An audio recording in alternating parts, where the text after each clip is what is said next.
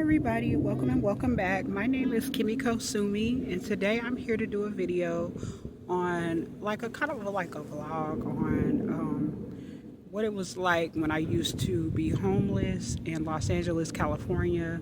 Like when I used to stay at Harbor-UCLA Hospital, because in the waiting room and sleep there, as well as a lot of other homeless people. Well, I'm going to kind of talk about my experiences as far as the type of people that were there. I remember the first time I started to sleep at that hospital in the main waiting area where you get triaged and stuff like that. Well, the first night that I actually slept there, I got a reality check about where I was at. Like, I started to really realize this is my life right now. This is for real. It's not really a joke, because this guy, apparently he was a gang member and he got shot in his stomach, I believe, and he was just yelling at the top of his lungs, and I never saw nothing like that before. That was something that was shocking to me, to see somebody, screaming like that. And it was scary, and I remember thinking, oh my goodness, what type of trouble did I get my own self into? Because I wasn't used to nothing like that coming from Dallas, Texas. So although there's a lot of crime here, but I had never actually saw anything like that, because in a way I was sort of sheltered, so I never really saw that. So I was shocked by that, and that was horrible. Then one time, y'all, this is the nastiest shit in the world, but this woman used the bathroom on the floor, and that was another wake-up call for me that this is real. Because she did it in front of everybody, and she wasn't even sick, really. She was just, I guess she was sleeping there because she was homeless too. And there was this girl there that I used to have an odds out with that worked there, and she was very beautiful. But I used to always try to figure out, why is this girl working here? She's so pretty. She could have been a model and all types of stuff. And so I remember the girl that I used to have odds out with, that was like a housekeeper there, or like a janitor there, that I just thought she was just so pretty. I wasn't jealous of her. It was just that we had like conflict with each other. And I remember I had a newfound respect for her, because she went and cleaned up that woman's like excrement off of the floor inside the hospital.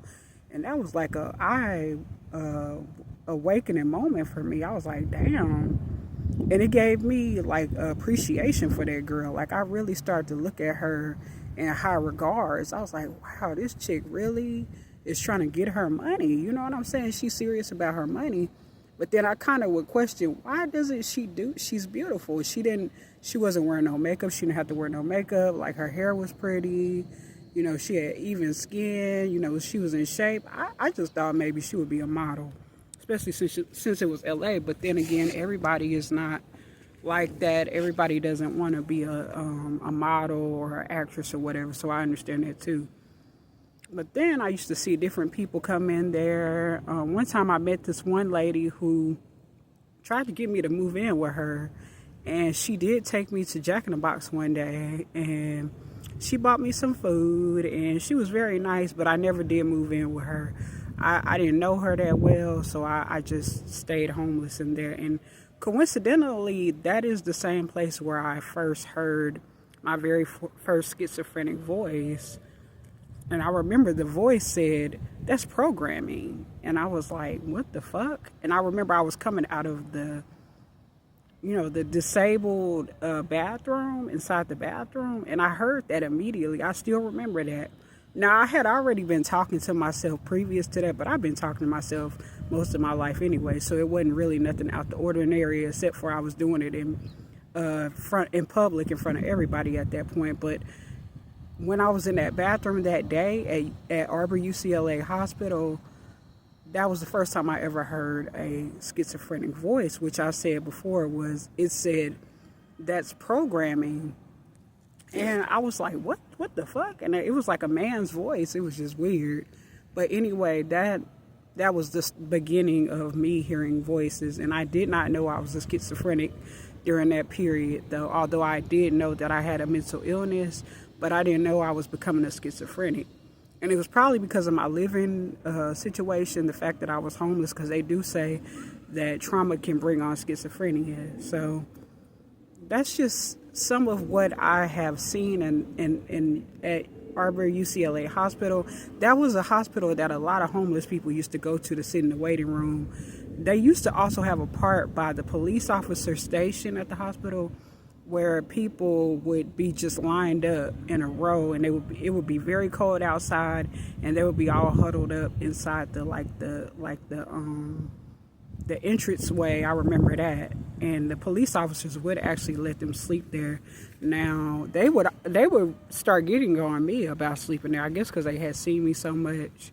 And one time a police officer actually gave me $20, but she was like, people complaining, you scaring them, so I'm gonna give you this $20 so you can get lost, pretty much. But I was cool with that because she gave me money. But that was like, that's something that people used to do back then. Now they really got strict on who could stay there.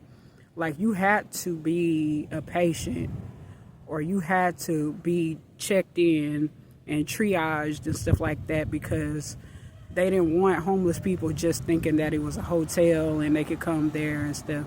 And I understand, because it goes beyond just the fact that they're, they don't want, stray people out in their building, but they're hard workers.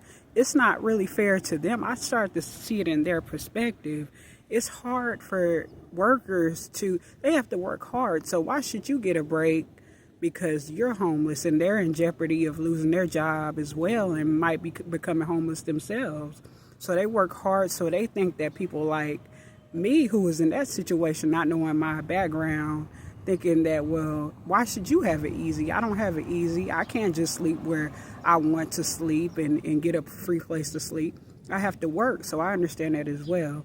But yeah, that was just basically a brief, kind of background of what it was like staying by the. Oh yeah, this is another thing too. Oh yeah, there used to be this older man there. I remember his mother was at the hospital, and he was very nice to me, but not in a creepy way. But he would give me money. He was always nice.